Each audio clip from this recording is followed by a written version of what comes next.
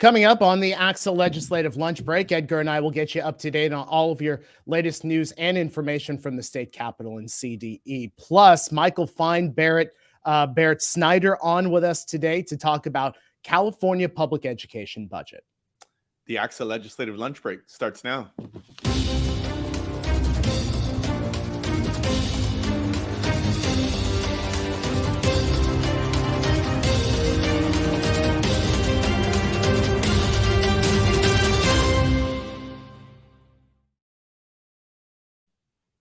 And it is just after 1 o'clock. We welcome you on a Wednesday to the ACSA Legislative Lunch Break, along with ACSA's Executive Director, Dr. Edgar Zazwata. I'm Naj Al-Khan, ACSA's Senior Director of Marketing and Communications. Welcome. We are honored to have you after a couple of weeks off. Go ahead and jump into the chat and say hello. Let us know where you're watching from today. Edgar, how are you?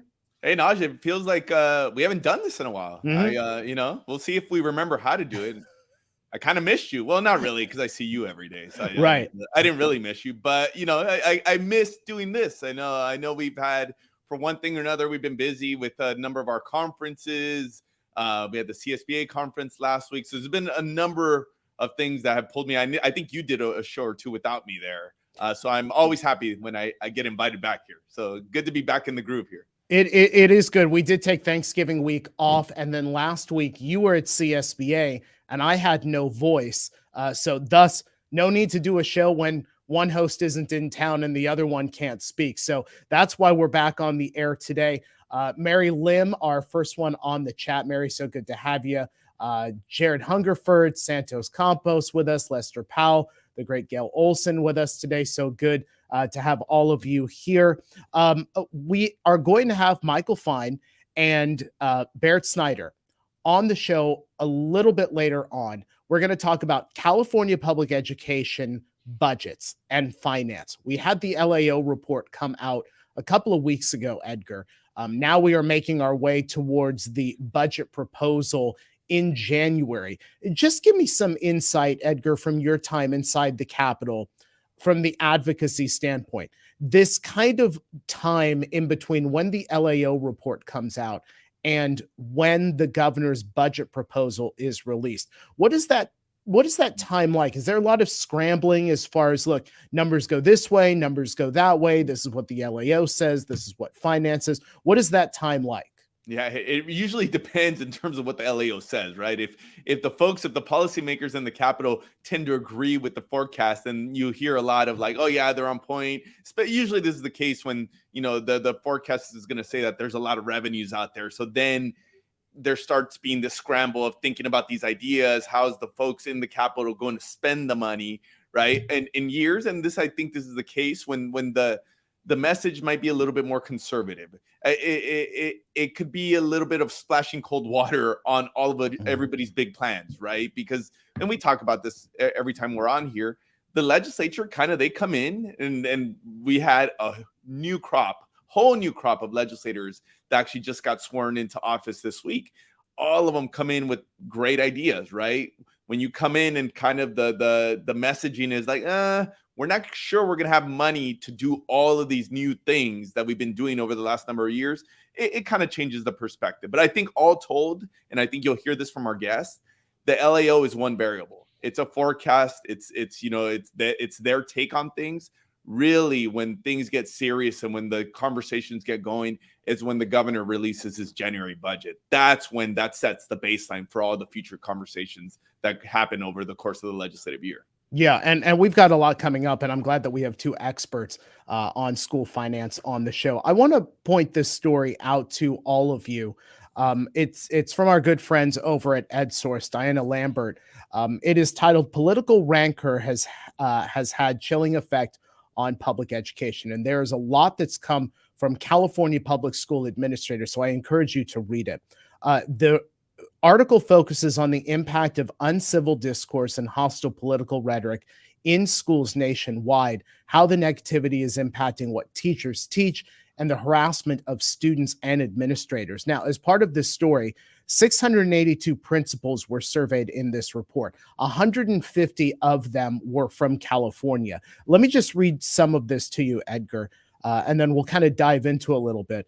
More than 2/3 of the respondents in this UCLA student survey reported substantial conflict at their schools over issues like teaching of race and racism, LGBTQ rights, and the use of social emotional learning strategies in the classroom. The story talks about the verbal attacks on administrators. One administrator told his teachers to completely avoid talking about politics, elections, and current events. Here's the quote from that administrator. Quote, "Unfortunately, my parents cannot handle it. So I indicated that it's not appropriate for them, them being teachers, to teach these subjects in class. This is not me or my administrative team being afraid of conflict. We're taking a pragmatic approach so that our school can function with as little disruption as possible and hopefully without violence." Edgar, we have talked about the social emotional impact on our school leaders, on administrators for quite some time now.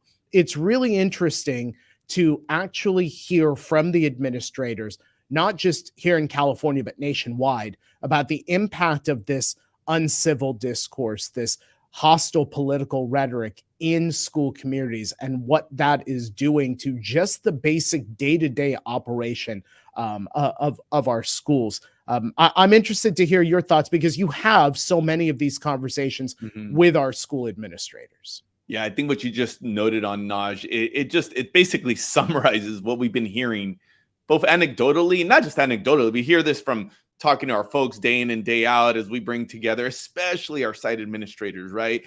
I've been saying this, and I really do believe it, that arguably to be a site administrator over the last number of years might have been the toughest job in the whole system, right? For all countless reasons, on top of everything that we were dealing with COVID, and that they had to become public health officers, so to speak.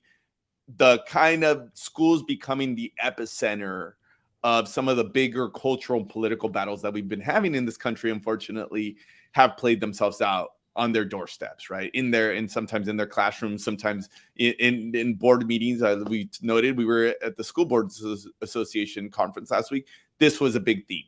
This was a big theme for board members. It's obviously hitting our administrators. I think where we have to be cautious of this and really continue to think about how can we mitigate this. It's not like we're going to solve it, but how can we help our folks, is that this is also turning to what the surveys tell us, both nationally and statewide, that this is a big driver for some folks deciding they don't want to do this anymore. That whether you're a site administrator, whether you're superintendent, if you're a teacher, that sometimes the politics of the job is kind of the straw that breaks the camel's back, that they're deciding like, I'm going to retire. I'm going to go find something else to do because I don't want to deal with this. And in a moment where we're dealing already with staffing shortages and kind of this educator pipeline issue, I think that's the place where we all have some skin in the game here. We got to figure this out, if nothing else, because it's only making a problem that we already had pre-pandemic. Before some of these political issues popped up, it's making it worse. Yeah, totally agree. Folks, take 5 minutes after the show to read it because it is a really good piece. I think a lot of you will relate to it.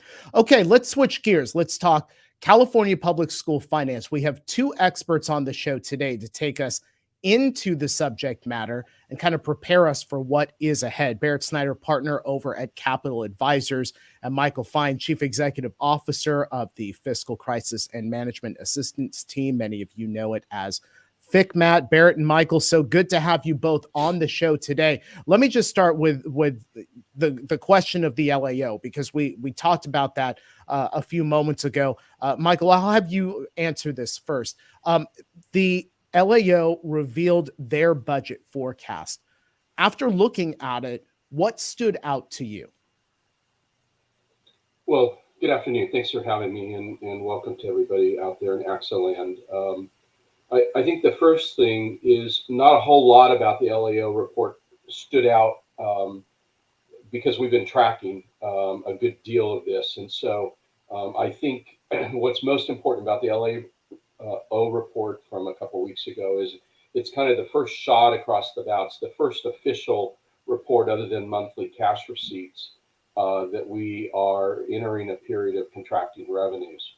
And every dollar the state fails to bring in in revenues has an impact on Proposition 98 and therefore K-14 funding.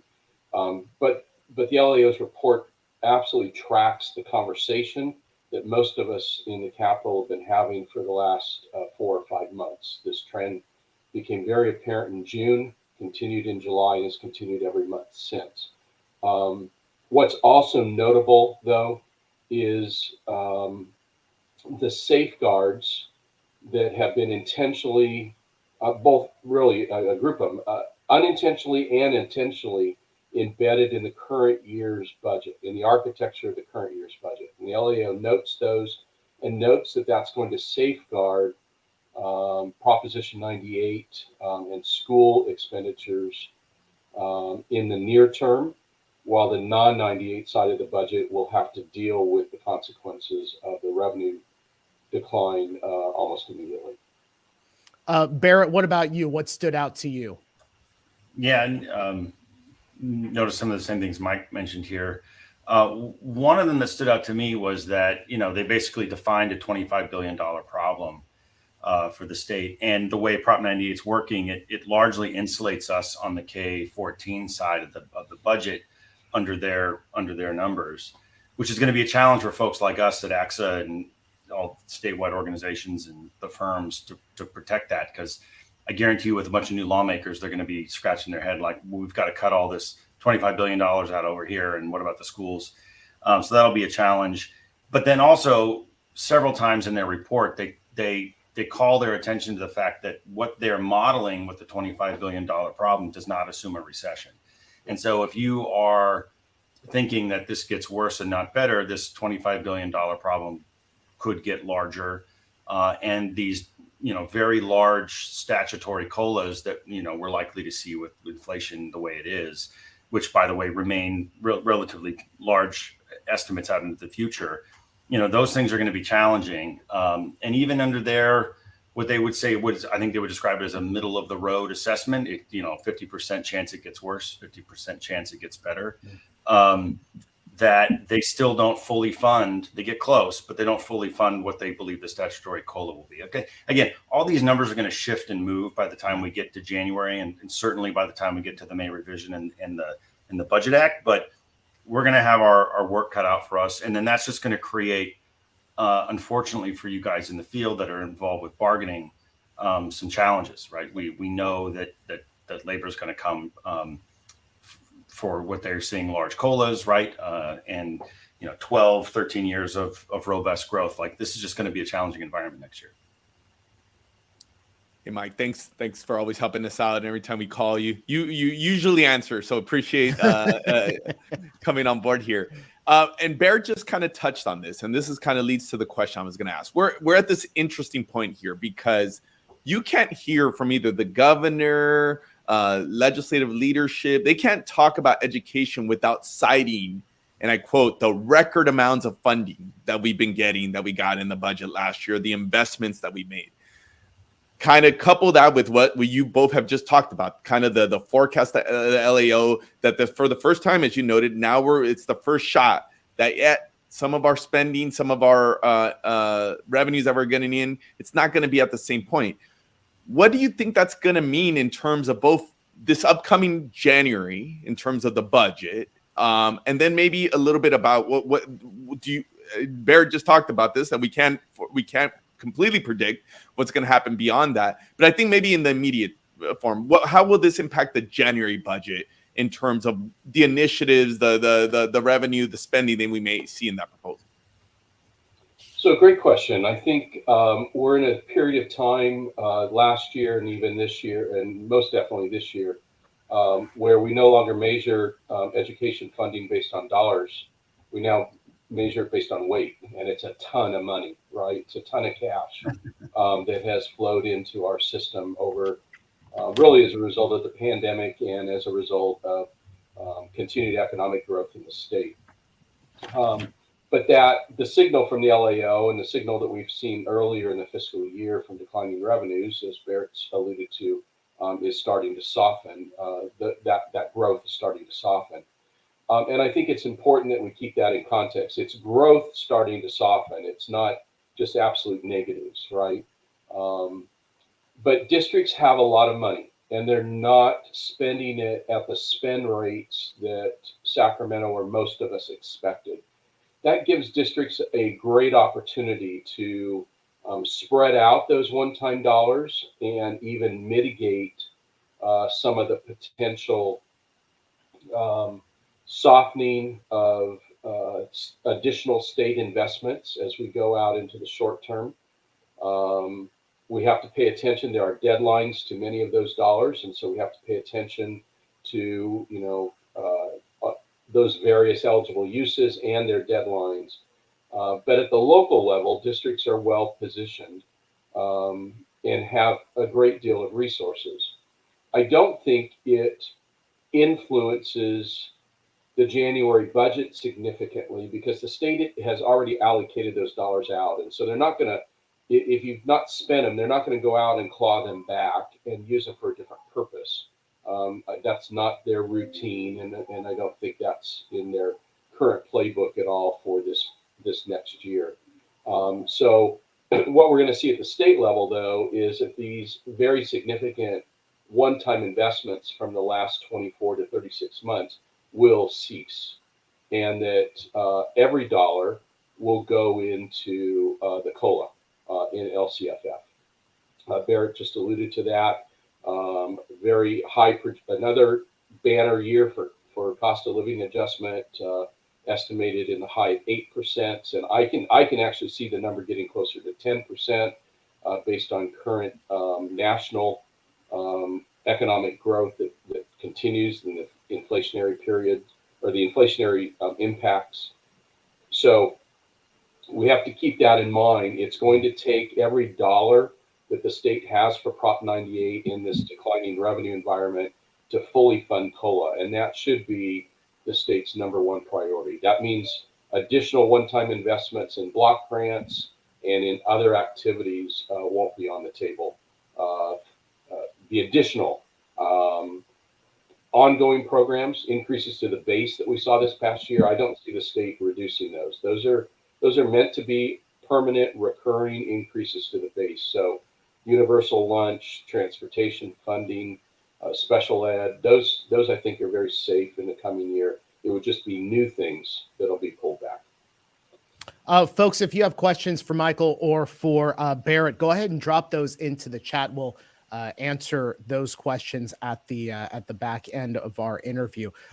Barrett, based on the state's fiscal picture, what is Capital Advisors advising your clients as to the development of their multi-year budgets?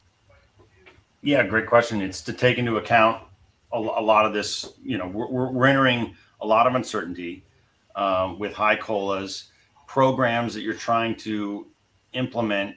Some of Mike just mentioned a bunch of them, which we know are going to be challenging, but that this potentially a 10% COLA that Mike mentioned dynamic is going to be difficult. We think the fight in Sacramento in the budget for us is going to be, can we get a fully fund statutory COLA or not, or as close to it as possible under the circumstances, and agree that new programs. In fact, we've had some clients ask about, well, could I get, it'd be great if we had $10 million to do X, Y, or Z. It's just, no new stuff. It's just, keeping the lights on with what you've got. And I think we may even, to the extent things get worse, the conversation is going to be one of a political nature in terms of, this governor has done some big stuff, universal meals, universal transitional kindergarten, expanded learning, before and after school, summertime. Like, these are all big policy achievements for this governor that he and his team who are invested in those programs are not going to be eager to dismantle.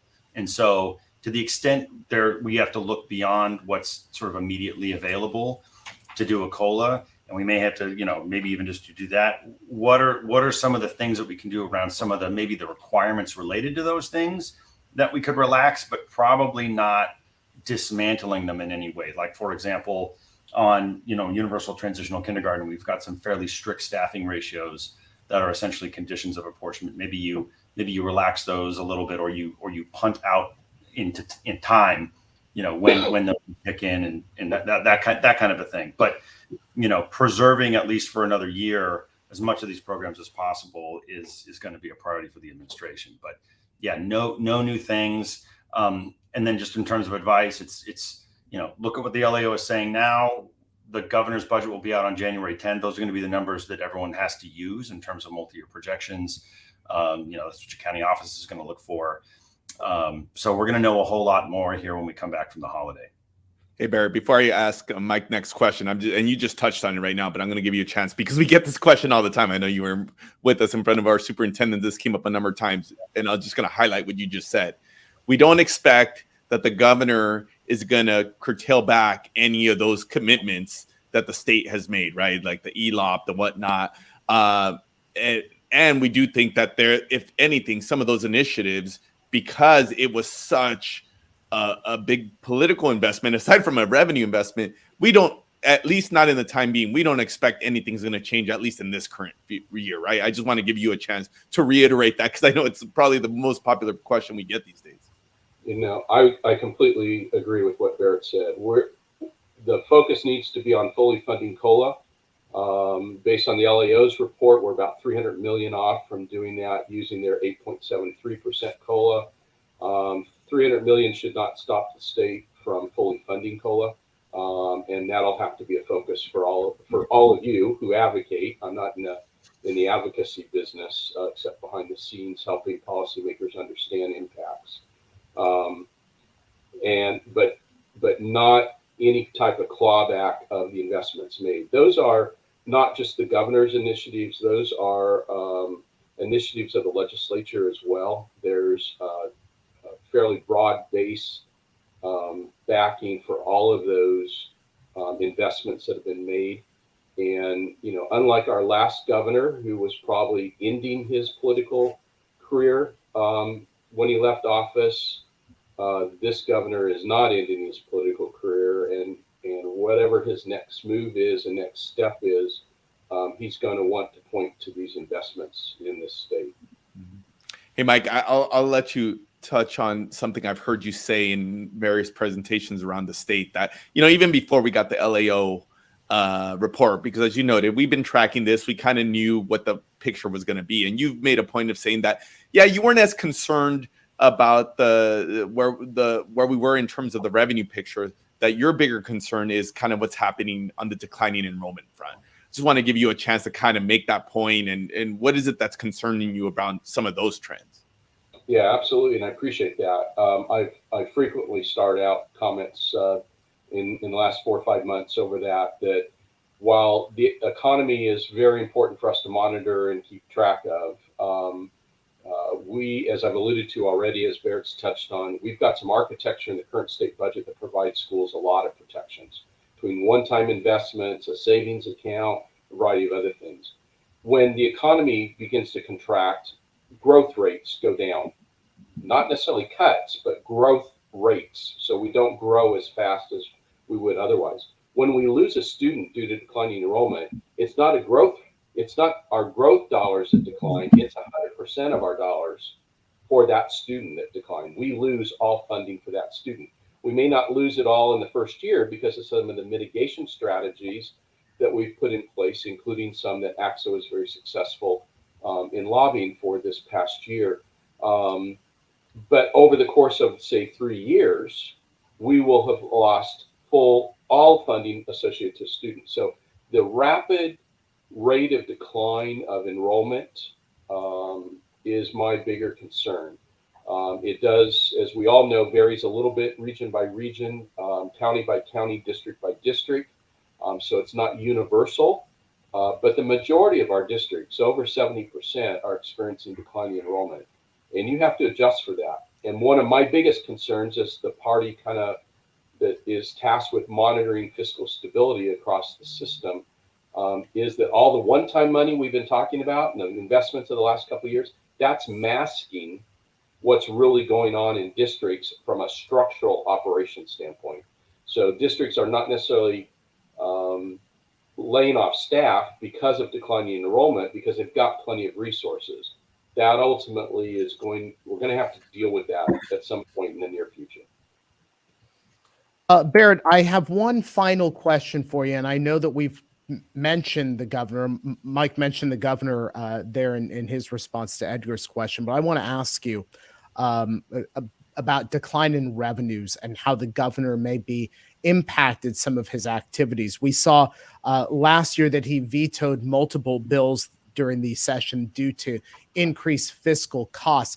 Do you see that as something that the governor may do more of as we talk about, the budget, some declining revenues, some of the long-term forecast out there for finances? Do you see the governor getting a little bit more involved with that? Yeah, I think he's going to do a lot more of that. I mean, they were telegraphing the administration to folks that, there's not a lot of extra money here. We did the budget. If your program costs a couple $100 million or more, it's just not likely to go anywhere in the legislature, right?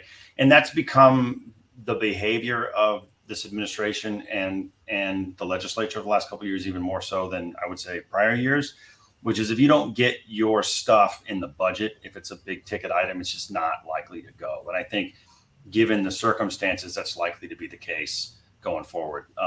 There's people who keep asking me about, will Portantino, for example, Senator Portantino bring back, a transition to enrollment-based funding versus attendance. And I think, the idea is still there, but, to do that right, it costs a lot of money. And so, I just don't see that as being something that has, I don't see that as being very politically achievable in this environment, right? And so, we're going to see them say no because of money to all kinds of ideas. It kind of makes our job a little bit simpler. It's all hands on deck. We're going to focus on COLA and probably not a lot else. And I would sort of use that maybe, Naj, if I can, just to say, collectively, we're at a point where we've got, a third of the legislature is new. And a lot of them have little or no exposure to LCFF and Proposition 98. They may not be aware of how your schools are run and all the good things that are happening. And so this is a year where communication, which is always a great, bargaining strategy, be talking to opinion leaders in your community about what's going on. You now probably have a new legislator in your area that you may want to build that relationship with. And just communicate with them, let them know what your struggles are. They don't know, many of them, for example, that they're new, that you're funded on attendance and not enrollment, and that, how LCFF works. And if you're a community funded district or you're right, go tell your budget story. And I saw somebody say that in the chat. It's great. Go tell your budget story. Make sure you're talking to them, particularly if they're new. So, because that'll help all of us in the end on whatever budget battles we've got going on. Yep, absolutely makes sense. Barrett Snyder, partner over at Capital Advisors. Michael Fine, Chief Executive Officer for the Fiscal Crisis and Management Assistance Team. Barrett and Michael, it's been great to have you both on the show. Have a great rest of the day, and we'll see you next time. Thank you. Thank you. Edgar, I want to point out just a couple of things. One, a very substantive discussion right there. I think, and this is something that you mentioned earlier in the show, but there's a lot of gray area right now as we move between the LAO and the governor's budget proposal. There's just kind of a lot of plates in the air, a lot of balls in the air, all of that. Is this one of those moments where you say, let's take a breath? Let's wait and see before we start, having to move papers around the desk? Yeah, I mean, and Mike said it best. This is it's the first piece of information. Nobody should be making decisions based on a forecast. It's a good measure to kind of see what we're going to expect from the state. But I think we have to, and our veterans know those, the folks that have been building budgets every year, they kind of see the ebbs and flows of this whole political budget process. The governor, even then, the governor is going to put out his budget in January. And if anything, this is going to have to be a year that we kind of track the revenues on what they're going to look like, even into May, whether things get better, whether things continue to be on a downward kind of spiral. I think that this is going to be one of those years that we're going to have to take every piece of information, but wait for even more of that data. Yeah, absolutely. Folks, coming up in January, we've got a couple of conferences of note. The ACSA Superintendent Symposium and ACSA's Every Child Count Symposium. Our ECC Symposium is the largest ACSA conference that we have all year. Going to be a great event. Take a look.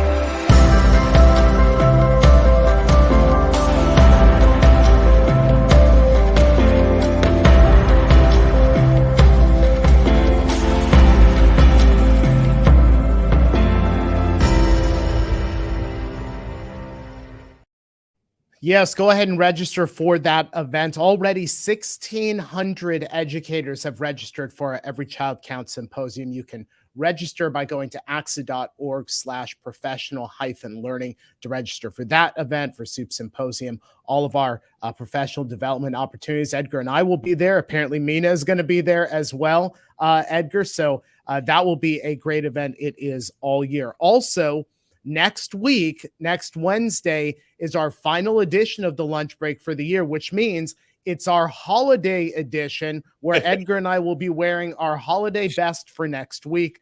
Very much looking forward to that. Edgar, it's been great having you. Stressing me out, Naj. I mean, this December's already stressing me out because that means we're that much closer to Christmas and the holidays. I have a lot of shopping to do, but yes, I do look forward. I'll have to go find the ugly sweaters there, and I'll look forward to your attire as always. As always. And unfortunately, Edgar, we ran out of time. We got past the bottom of the hour here. We didn't get to talk about what that missed opportunity in the Rose Bowl this year for it to be USC and Penn State. So disappointed that we couldn't do that. Maybe next week, Naj. Maybe next week. Next week. Absolutely next week. Thank you, folks, so much for joining us here on the ACSA Legislative Lunch Break. We are back next week, the holiday edition of the Lunch Break, 1 p.m. live and interactive on ACSA Facebook and ACSA YouTube. Have a great rest of the day and rest of the week, and we'll see you next time.